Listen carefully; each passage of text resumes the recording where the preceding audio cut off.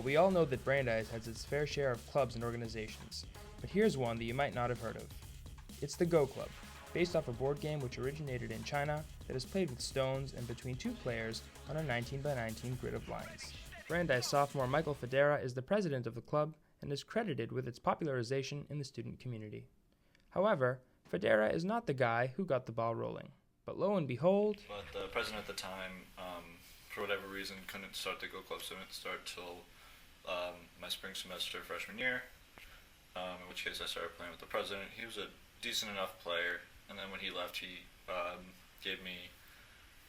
nominated me for president. The Go Club has since grown in popularity. 17 people are members.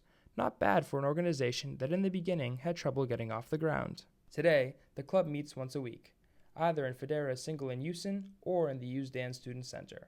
And Federa is a credible mentor. Within the country, I'm probably within the top 200 players, 250 players in the country.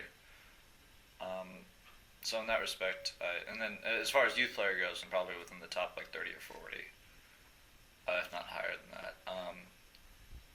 So in that respect, I consider myself fairly knowledgeable about the language of Go.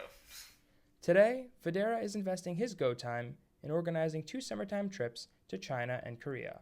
Both trips are open to members of the Brandeis Go Club and will take place in the middle of July. We'll be playing a few games with Miyoji University students who, Miyoji University has a Go Studies major, in which they teach the game. They teach they will teach you English so that you can travel to other countries to teach the game.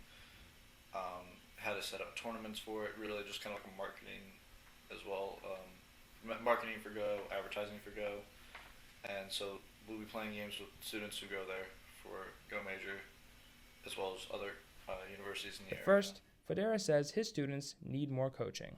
While there's no level requirements to go on the trip to China and Korea, I personally would not feel comfortable sending beginners to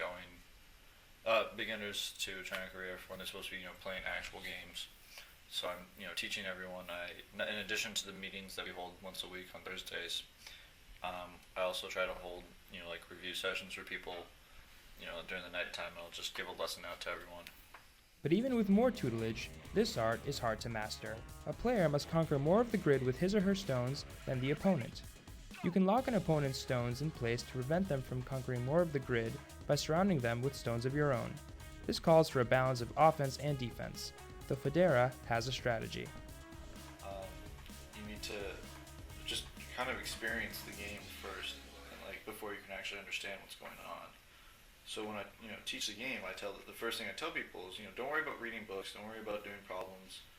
The first thing you should do is just play 50 or 100 games as quickly as possible. Just get those out of the way so you can start to see the shapes.